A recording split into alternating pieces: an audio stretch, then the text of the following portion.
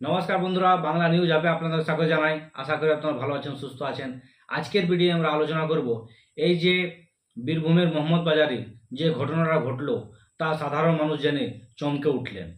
TMC যে পরিমাণে দুর্নীতি করে গেছে তার আরেকটা প্রমাণ পাওয়া গেছে। ওখানে যে একটা পাথর ব্যবসায়ী আছে মিনার মণ্ডল, যা ডুলু মণ্ডলের আত্মীয়, তার ঘরে প্রচুর সোনা এবং নগদ টাকা পাওয়া গেছে। ওখানে টাকার ট্রাঙ্ক পাওয়া গেছে ৩-৪টে। তারপরে পুলিশ যেভাবে হানা দেয় গোপন সূত্র পেয়ে, সেই হানার পরে ওখানে কোটি কোটি টাকার একটা বান্ডেল বা বস্তা ভরা টাকা পাওয়া গেছে। ওখানে যে পরিমাণ সোনা পাওয়া গেছে তা জেনে চমকে উঠবেন। এই যে টিএমসি যে পরিমাণে দুর্নীতি করে গেছে বাংলায়, বা টিএমসির যা একটা মেন্টালিটি ছিল, যেভাবে হোক এই বাংলাকে শেষ করতে হবে, বা বাংলার যা কিছু অর্থ আছে বা সরকারি টাকাগুলো খেয়ে শেষ করতে হবে। একজন সাধারণ একটা বাস চালক, সরকারি বাস চালক ছিলেন তিনি, তা কিছুদিনের মধ্যেই কোটিপতি হয়ে গেলেন এবং তার ঘরে 20 কোটি টাকার কাছাকাছি আনুমানিক একটা নগদ পাওয়া গেছে এবং 15 কেজি সোনা পাওয়া গেছে। 1 কেজি সোনার দাম আমরা যদি একটা অনুমানিক হিসাব করি তাহলে 1.5 কোটি টাকার কাছাকাছি হতে পারে। তাহলে 15 কেজি সোনা পাওয়া গেছে।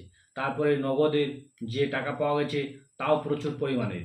তারপর ব্যাংকের ওখানে লোকেরা এসে সেই বড় ট্রাঙ্ক আনে, যাতে সেই টাকা নিরাপদে নিয়ে যেতে পারে প্রশাসন। সেটাই প্রমাণ করেছে কি যে পরিমাণে টাকা দুর্নীতি করে গেছে টিএমসি, তা আমরা এখন ভালো করে আরও জানতে পারছি। এই যে পুলিশ পুলিশ এখন তদন্ত করে বা এখন হানা দিয়ে এত এত টাকা উদ্ধার করতে পারছে। পুলিশের আমার মনে হয় পুলিশ আগে থেকে ইনফরমেশন আছে, কারণ পুলিশেরা সবই জানে। এখন যে পশ্চিমবঙ্গে নতুন সরকার এসেছে বা শুভেন্দু অধিকারী যেভাবে সরকার চালাচ্ছেন, তার নীতি আছে জিরো টলারেন্স এই দুর্নীতির ক্ষেত্রে, সেটাই প্রমাণ হচ্ছে। বা বিজেপি যে একটা বাংলায় নতুন পথ দেখাচ্ছে সেটা আপনারা দেখতে পাচ্ছি। শুভেন্দু অধিকারী যেভাবে শাসন করছেন তাতে আমরা বা বাংলার জনগণ খুশি হবে না, যেহেতু দুর্নীতির জন্য অনেক গুলো মোবাইল নাম্বারও দিয়ে দিয়েছেন। তারপরে তার একটা বড় কমেন্টমেন্ট আছে, যেটা হচ্ছে দুর্নীতির বিপক্ষে জিরো টলারেন্স। তাহলে আমরা এটা বুঝতে পারবো কি সরকার একটা সৎ নিয়ত আছে বা সরকার একটা সঠিক মনোভাব নিয়ে এগোচ্ছে। এই যে সাধারণ টুলু মণ্ডল, তার আত্মীয় মিনার মণ্ডলের ঘরে যদি এত টাকা পাওয়া যায়, তাহলে টিএমসির যে বড় বড় নেতারা আছেন তার বাড়িতে কত কত টাকা পাওয়া যাবে, বা তারা কীভাবে টাকাটা অ্যাডজাস্ট করে দিয়েছে, সেটা এখন সবথেকে বড় প্রশ্ন। টাকাটা তারা অবশ্যই অ্যাডজাস্ট করতে পেরেছে বলেই ধরা পড়ছে না। বীরভূম থেকে আগে বছরে 60 কোটি টাকার কাছাকাছি সরকারকে দেওয়া হতো বা রয়্যালটি দেওয়া হতো। এখন কিন্তু বিজেপি সরকার আসার পরে মাসে 100 কোটি টাকার কাছাকাছি রয়্যালটি সরকারের কাছে যাচ্ছে। তাহলে ভাবতে পারেন কি পরিমাণে দুর্নীতি করেছে ভাইপো বাহিনী বা ভাইপো এবং দিদি মিলে নিয়ে। এই যে একটা দুর্নীতি নয়, টিএমসির মধ্যে বা টিএমসিরা যে কাজটাই করতো বাংলায় তাতেই দুর্নীতি করতো।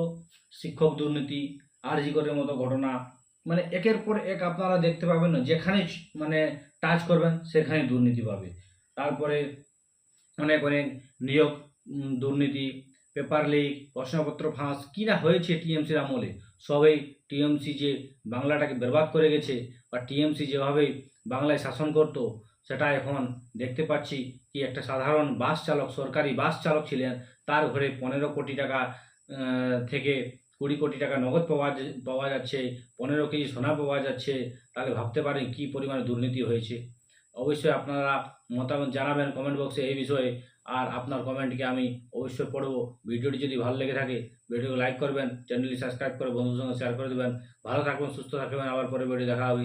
জয় হিন্দ, জয় ভারত, বন্দে মাতরম।